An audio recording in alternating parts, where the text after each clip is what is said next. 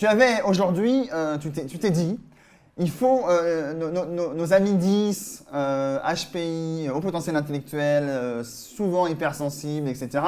Peut-être qu'ils vivent encore différemment ce confinement et tu avais envie de nous donner des clés. Et avant de donner ces clés, est-ce que tu peux juste nous rappeler, quand on dit les 10, les hypersensibles, on parle et les HPI, on parle de qui en fait, brièvement qui sont ces gens et sont-ils beaucoup? Alors, on parle de qui? On parle des gens qui sont tout autour de vous. Ah, C'est est-ce bon? qu'on m'entend? Oui! Ok. Donc, on parle des personnes en fait qui sont tout autour de vous, que ce soit dans votre famille ou sur votre lieu de travail. Ce sont des personnes qui peuvent être dyslexiques, qui peuvent être haut potentiel, qui peuvent être hypersensibles, hyper créatifs, qu'on appelle aussi, qu'on retrouve sous la terminologie de ZEB, multipotentiel, neuroatypique, neurodiverse. Bref, il y a absolument plein de termes pour désigner ces personnes. Et en fait, ce sont juste des personnes qui ont une autre façon d'être au monde, des personnes qui sont différentes et qui vivent donc différemment. Voilà. Ok, et donc, s'ils vivent différemment, ils vivent aussi différemment ce confinement. Il y en a qui sont peut-être plus habitués à être, sans faire de clichés, introvertis, etc. D'autres qui ont plus besoin d'être à l'extérieur. Il y a tout un panel qui existe. Et donc, une fois qu'on les a présentés, est-ce que tu peux nous donner concrètement, si vous nous regardez, vous êtes concerné, ou vous connaissez des gens concernés, évidemment, vous partagez, parce que là, les clés, c'est quasiment du vital.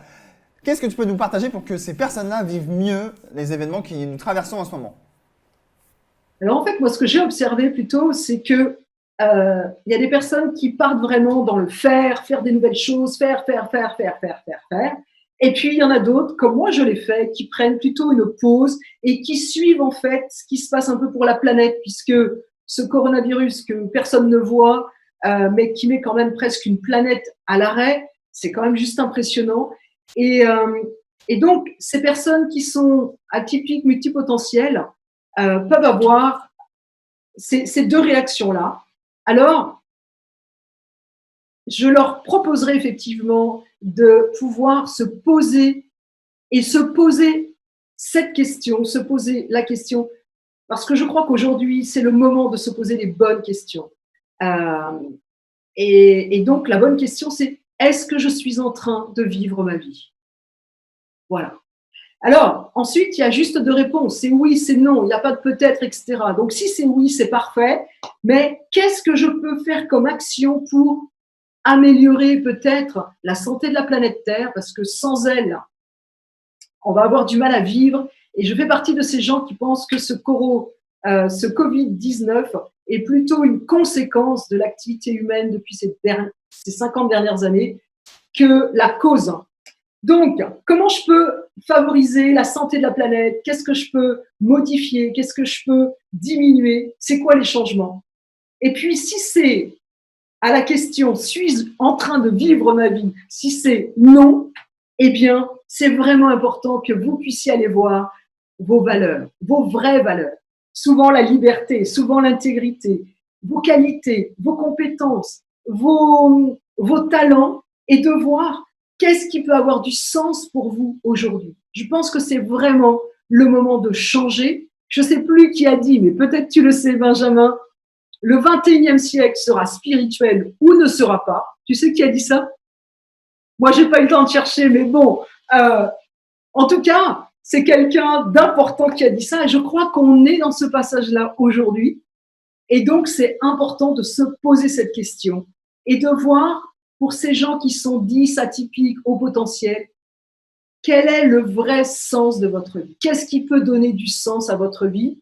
Alors, je peux vous guider un peu. Il y aura forcément l'aide aux autres, l'aide à la planète, aux animaux, euh, des innovations qui pourront servir à beaucoup de personnes, l'écologie, par exemple.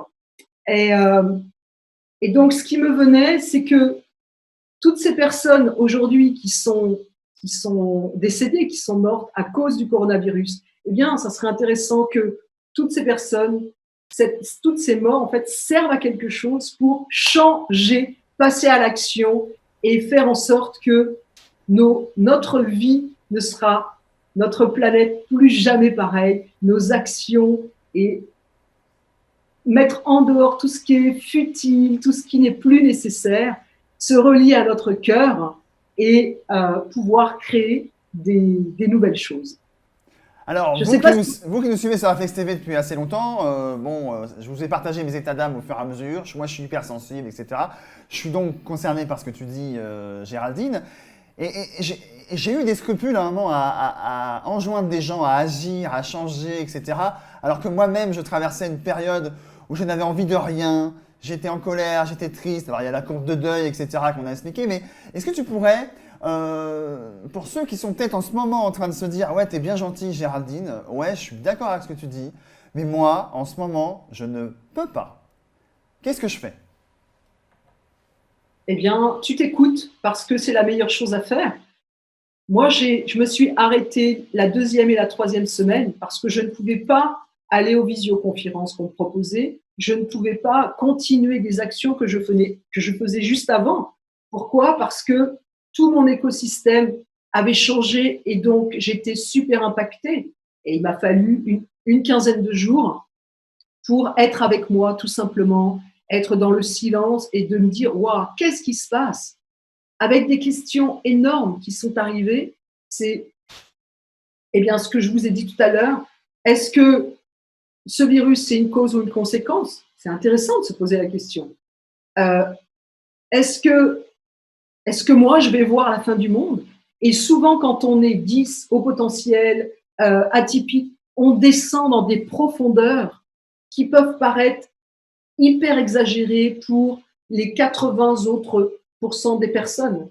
Mais ce groupe de 20% fonctionne vraiment différemment. Donc, avant tout, c'est de vous écouter. Et parce qu'en fait, il n'y a que lorsqu'on s'écoute que l'on entend le cri de notre cœur, que l'on entend le cri de nos cellules. Et c'est ce qui peut vous arriver, j'ai envie de dire, de mieux, c'est de ne rien faire, d'être à l'écoute et tout d'un coup, vous avez votre petite voix qui vous dit « mais c'est ça que tu dois faire maintenant ». Et là, et franchement aujourd'hui, il n'y a plus à tergiverser. J'avais quelqu'un au téléphone hier qui me disait « oui, je vais réfléchir ». Non, il n'y a plus à réfléchir. Ça n'est jamais arrivé. Un drame planétaire comme ça, où la planète est quasiment arrêtée, où on voit que sans les humains, le printemps se fait tout seul. Les oiseaux, les animaux ont l'air tellement contents que l'activité humaine cesse que c'est le meilleur moment, à mon avis, pour se poser la question comment j'ai envie de vivre ma vie et comment je peux servir au mieux, être dans mon cœur et servir au mieux la planète, moi et les autres. Effectivement, Géraldine, merci de ton intervention. Et quelque part, quand le vacarme autour est tellement pressant, tellement bruyant, que vous n'entendez plus cette voix, que l'on n'entend plus cette voix, parce qu'on est occupé, parce qu'il y a un call dans 2 minutes, parce que machin, truc, blabla. Et écoutez, on peut peut-être culpabiliser de se dire, mais les autres, ils font des trucs, machin. Mais moi, alors, moi, je peux pas. Donc je m'isole, j'enlève tous les bruits autour, et du coup, eh ben, je trouve qu'est-ce qu'elle me dit, ma voix. Et c'est vrai que quelque part, il y a une citation que j'aime bien citer, l'intuition, c'est l'intelligence en excès de vitesse. Et quelque part, donc l'intuition est toujours en avance, et elle se trompe rarement, même si au moment où elle se produit, cette intuition, on ne peut pas l'expliquer. Et on ne sait pas. Et c'est pas grave de le savoir, on le saura plus tard. Merci d'être intervenu, Géraldine, sur l'antenne.